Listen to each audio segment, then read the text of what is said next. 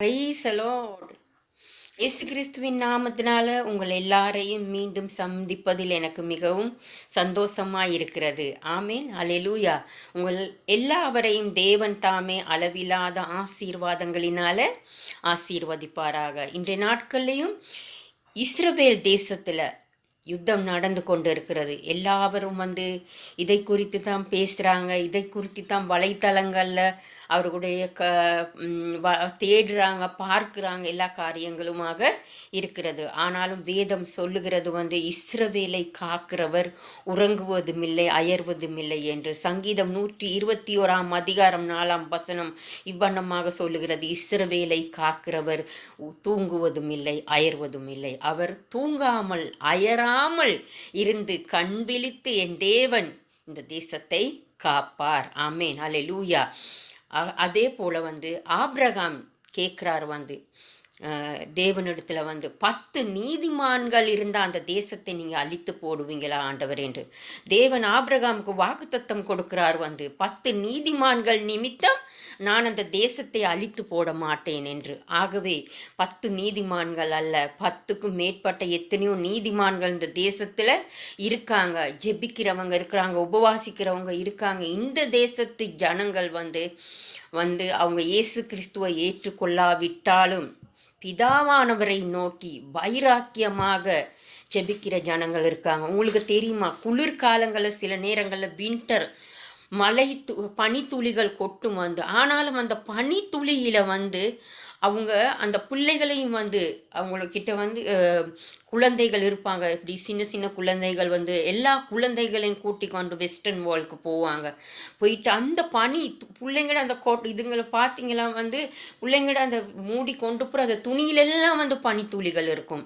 அப்படி இருந்தும் அவங்க கவலைப்பட மாட்டாங்க. அவங்களுடைய ப்ரேயருக்காக வேண்டி இந்த தேசத்தில் அந்த இடத்துக்கு கொண்டு போய் அவங்க ஜெபிப்பாங்க. காரணம் என்னவென்றால் தேவன் பேரில் வைத்ததான அவர்களுடைய அயராத விசுவாசமும் நம்பிக்கையும் வைராக்கியமே. ஆமேன். அது நிமித்தம் தேவன் இந்த தேசத்தை காப்பார். மக்களை பயப்படாதீர்கள். ஆமேன். எல்லாருக்காக வேண்டி கருத்தோடு ஜெபிங்க. வேதம் சொல்லுகிறது சங்கீத புத்தகத்தில் 23 அதிகாரத்தில் வேதம் அழகாக சொல்லுகிறது. நான் மரண இருளில் பள்ளத்தாக்கில் நடந்தாலும் பொல்லாப்புக்கு பயப்படேன். தேவரீர் நீர் என்னோடே இருக்கிறீர், உம்முடைய கோலும் தடியும் என்னை தேற்றும் என்று. அப்பிரகாரம் அவருடைய கோலும் அவருடைய தடியும் எங்களை தேற்றி வழி நடத்தும். அப்பிரகாரம் ஒரு பெரிய விசுவாசம் எங்களுக்குள்ள இருக்கிறது. தேவன் அழைத்த தேவன் எங்களை அப்படி இடையில விட்டுட்டு போயிட மாட்டாரு. நீங்கள் பார்த்தீங்கன்னா ஒரு காரியத்தை இந்த இடத்துல நான் உங்களுக்கு சொல்ல விரும்புகிறேன். என்னென்னா 2011 எனக்கு ஒரு மனசில் ஒரு வேதனை, ஒரு கலக்கம், துக்கம், வேதனை ஒரு நாங்கள் மினிஸ்ட்ரி செய்ய போகிறோம். விடிஞ்சால் நாங்கள் ஒரு மினிஸ்ட்ரி செய்ய போகிறோம். கிட்டத்தட்ட ஒரு 20 பேர் கூடி இருந்து ஜெபிக்கிற இடத்துல நான் என்னுடைய மனக்குமுறை நான் ஜெபித்து திரும்ப நான் அந்த என்னுடைய மனக்குமுறலுக்காக நான் ஜெபிக்க தொடங்கி விட்டேன். அப்போ நான் என்னுடைய மனக்குமுறலுக்கு ஜெபித்த நேரத்தில் நான் சொல்கிறேன், வாழ்ந்தது போதும் ஆண்டவரே, இன்று உம்முடைய சமூகத்திலிருந்து நான் எனக்கு மரணத்தை கேட்கிறேன். நான் மரணித்து போனால் நல்லதா இருக்கும் என்று நான் சொல்லிட்டு அழுது ஜெபித்து விட்டுட்டு நான் உறங்கி விட்டேன். அடுத்த நாள் காலையில் நாங்கள் செய்ய வேண்டிய மினிஸ்ட்ரிக்காக வேண்டி நான் நாங்கள் பயணப்பட்டு தூர பயணம் போக இருக்குது. பயணப்பட்டு போக வேண்டிய இடத்துக்காக நாங்கள் ரெடியாகி காலையில் நான் என் முகமெல்லாம் அழுது முகமெல்லாம் வீங்கி நாங்கள் ரெடியாகி நாங்கள் பயணப்பட்டு போக வேண்டியதாக இருக்கிறது.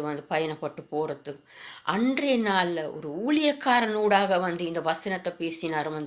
1 ராஜாக்கள் 19 அதிகாரத்தில் 7 வசனம் சொல்லுகிறது. தேவ தூதன் எலியாவை பார்த்து சொல்றாரு. எலியாவுக்கு சொல்றாரு, நீ போக வேண்டிய தூரம் வெகு தூரமாய் இருக்கிறது. போஜனம் பண்ணிவிட்டு பலத்தை பெற்றுக்கொண்டு நீ போக வேண்டிய பாதைக்கு பயணப்பட்டு போகன்னு சொல்லி. காரணம் எலியா, அந்த வசனத்தை நான் வாசிக்கிறேன், நீங்கள் கேளுங்க. எல்லாரும் 1 ராஜாக்கள் 19 அதிகாரம் 7 வசனம். கர்த்தருடைய தூதன் திரும்ப 2ஆம் தரம் அவனை தட்டி எழுப்பி, எழுந்திரு போ. அப்ப எலியா இதுக்கு முன்ன ஜெபித்துறாரு. ஜெபித்து விட்டு தான் அவர் சொல்லுறாரு, நான் மரணித்து போனால் நல்லா இருக்குன்னு சொல்லிய முதலாவது அவர் இந்த வசனத்தை இதுக்கு மேலாக அவர் சொல்றாரு. இப்படியாக சொல்லி ஜெபித்து விட்டு அந்த சூறை செடி கீழே அவர் உறங்கி போகிறார் வந்து. ஆனால் கர்த்தருடைய தூதன் இதை நான் சொல்லி ஜெபித்த மாதிரியே வந்து அவரும் சொல்லிவிட்டு ஜெபித்து விட்டு உறங்கி போகிறார். ஆனாலும் அந்த தூதன் வந்து வந்து சொல்லுகிறான் வந்து, உன்னை அப்படி விட்டுருவாரா ஆண்டவர்? எலியா உன்னை நான் அழைத்திருக்கேன் அதுக்காக அல்ல, உன்னை அக்னியில நான் கொண்டு போக இருக்கிறேன். வந்து அக்னியை இறக்கி கொண்டு போன ஒரு ஊழியக்காரர் அவர் தெரியுமா? உயிரோட அக்னியாக அவர் எடுத்துக்கொள்ளப்பட்டார் வந்து. அவருடைய அழைப்பு யோசிச்சு பாருங்க, எவ்வளவு பெரிய அழைப்புன்னு. அப்படி வந்து அவரு ஆண்டவருடைய பாதத்துல ஜெபித்து மரணித்து போனா நல்லதா இருக்கும் என்று சொல்லி மரணித்து போக விடுவார் ஆண்டவர் வந்து. அப்போ எங்களையும் அது போலத்தான் அழைத்திருக்கார் ஆண்டவர் வந்து. ஆமே, அல்லேலூயா. அழைத்த தேவன், வல்லமை மிக்க நம்மளை அழைத்த தேவன் பெரியவர், பெரிய காரியங்களை செய்ய அழைத்திருக்கார். இதுவரைக்கும் என்னோட பெரிய காரியங்கள் எல்லாம் செய்திருக்கார். இனி வரும் நாட்களில் நான் நினைக்கிறேன் வந்து காலம் வெகு சீக்கிரமாய் ஆண்டவர் இயேசு கிறிஸ்து வரப்போகிறார். எங்களுக்கு கொடுத்த அந்த நாங்கள் ஓடிய ஓட்டத்துக்குரிய பலன்களை நாங்கள் கண்ட காரியங்களை நாங்கள் மனிதர்களோடு நாங்கள் மற்றவர்களோடு பகிர்ந்து கொள்ளணும்னு தான் நான் வந்து நினைத்து நான் ஒவ்வொரு நாள் இப்போ ஒரு வீடியோ ஒன்று ஒவ்வொரு நாளும் செய்து போடணும் என்று நான் வந்து என்னுடைய சாட்சி, என்னுடைய வாழ்க்கை, கிறிஸ்தவ வாழ்க்கையில் நான் சாட்சியாக எப்படி ஓடி இருக்கிறேன் என்பதுக்கு வந்து நான் அதை ஒரு வீடியோவாக எல்லாருக்கும் போடணும், அது அநேகருக்கு ஆசீர்வாதமாக இருக்கும் என்று நினைத்து நான் அந்த வீடியோவை வந்து நான் இன்று நாள் இன்னும் உங்களுக்கு முன்பிருந்து அப்டேட் செய்து கொண்டிருக்கிறேன். ஸோ என்னை அழைத்த தேவனும் பெரிய காரியங்களை செய்திருக்கார் தெரியுமா?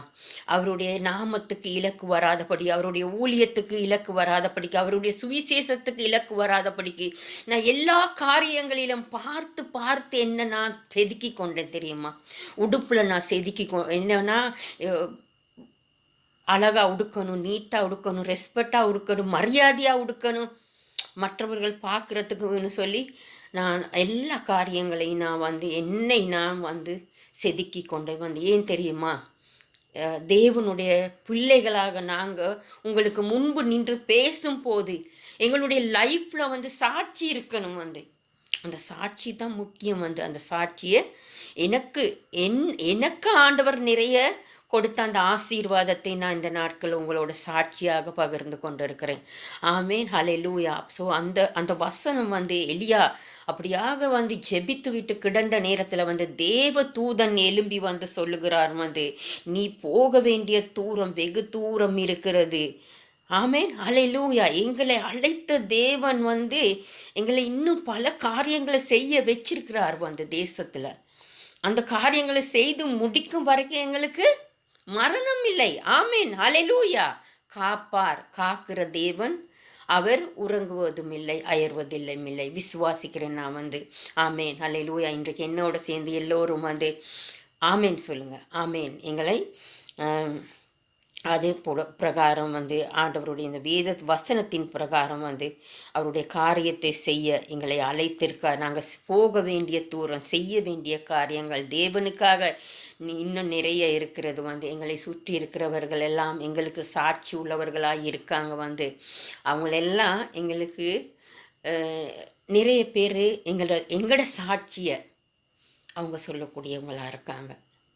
அடுத்தவங்களோட சாட்சியை சொல்லணும் தெரியுமா? நான் சொன்னேன் தானே, போன கிழமையில் நான் சொன்னேன் வந்து, எங்களுடைய சில நேரம் வந்து எங்களை சுற்றி சூழ இருக்கிற உறவுகள் எங்களை சொல்லாமல் இருக்கலாம். ஆனால் எங்களை சுற்றி சூழ இருக்கிற கிறிஸ்தவர்கள் யாருன்னு பார்த்தீங்கன்னா அவங்க கட்டாயமாக சொல்லுவாங்க வந்து, எங்களோட லைஃப் எப்படி இருந்தது, நாங்கள் எங்களுடைய ஓட்டம் எப்படி இருந்தது என்று சொல்லுவாங்க. ஆமேன், ஹல்லேலூயா. அதனால் தேவனுடைய பிள்ளைகளே, கர்த்தர் இஸ்ரவேலை தெரிந்து கொண்டிருக்கார். இஸ்ரவேலில் தேசத்தில் எங்களை போன்ற ஊழியக்காரர்களை வைத்திருக்காங்க. எங்களை போன்ற ஊழியக்காரர்களை தீர்க்கதரிசிகளாக ஆண்டவர் ஆசீர்வதித்திருக்கார். இந்த நாட்களில் நான் உங்கள் முன்னுக்கு அநேக தீர்க்க தரிசனங்களை நான் வெளியிட இனி வரும் நாட்களில் என்னோட ஆண்டவர் தீர்க்க தரிசனமாக பேசின ஒரு புத்தகத்தை நான் எழுதியிருக்கிறேன் வந்து. அந்த தீர்க்க தரிசன புத்தகங்கள் ஒவ்வொன்றிலையும் ஆண்டவர் என்ன பேசினார், யாரோடு ஜெபித்து கொண்டு இருக்கக்குள்ள பேசினார் என்பதற்கு சாட்சியோட இருக்குது வந்து இந்த நாள், இந்த டேட், இந்த டைம்னு எல்லாம் நான் ஒரு புத்தகம் எழுதியிருக்கேன் வந்து. அந்த புத்தகத்தில் இனி வரும் நாட்களில் வந்து அதையெல்லாம் நான் வெளியிடலான்னு இருக்கிறேன் வந்து. ஸோ எனக்காக வேண்டி என்னுடைய எங்களுடைய இந்த ஊழியத்துக்காக வேண்டி ஜெபித்து கொள்ளுங்க. இந்த ஊழியம் சாலோம் என்ற பேரில் இருக்கிற இந்த ஊழியம் வந்து பெருகணும், ஆசீர்வதிக்கணும் ஆண்டவர். இந்த ஊழியத்தை உலகம் பூரா கொண்டு செல்ல நாங்கள் வாஞ்சிக்கிறோம் கர்த்தருடைய இயேசு கிறிஸ்துவின் நாமத்தினால. இயேசு தாமே உங்களை ஒவ்வொருவருமாக ஆசீர்வதிப்பாராக. வேதம் சொல்லுகிறது, மரண இருளில் பள்ளத்தாக்கில் நடந்தாலும் பொல்லாப்புக்கு நான் பயப்படேன் என்று. அவருடைய கோலும் தடியும் என்னை தேற்றும் என்று வேதம் சொல்லுகிறது. ஸோ நான் பயம் இல்லாமல் இந்த இடத்துல நான் நிற்கிறேன். இந்த யுத்த தேசத்தில் நீங்கள் சொன்ன நம்மாட்டீங்க சரியாக. இவ்வளோ நாள் நான் ஜெருசலமில் இருந்தேன். இந்த குறிப்பிட்ட ஒரு மாதத்துக்கு என்னை டெலவிக்கு கொண்டு வந்து வச்சுருக்காரு. டெலவியில் சரியாக அடிக்கிற அடுத்த ஜங்ஷன், அடி விழுந்தா அடுத்த ஜங்ஷன் தான் நான் இங்கே நிற்கிறேன் வந்து. ஸோ யோசிச்சு பாருங்கள், இன்றைக்கி உங்களோட முன்னுக்கு நின்று இவ்வளோ சந்தோஷமாக நான் உங்களோட வந்து எனக்குள்ளே பயமே இல்லை. நான் உங்களுக்கு முன்பு இருந்து நான் பேசுகிறேன், எனக்குள்ள பயம் இல்லை. சந்தோஷமாக நான் பேசுகிறேன். என்னுடைய முகத்தை பார்த்தா உங்களுக்கு பயம் இருக்கிற மாதிரி இருக்கா? என்னுடைய கண்களில் பயம் இருக்கிறதா இருக்கா? மனிதனுடைய கண்கள் காட்டி கொடுத்துரும் வந்து நாங்கள் உதடுகளை என்ன சொன்னாலும் வந்து. ஸோ கர்த்தரோட என்னை காப்பார் என்ற விசுவாசம், அலாதி விசுவாசம் எனக்குள்ளே இருக்கிறது. எங்களை காப்பார், என்னை சார்ந்தவர்களையும் இந்த தேசத்தில் இருக்கிற ஒவ்வொருவரையும் காப்பார். ஆமேன், ஆமேன்.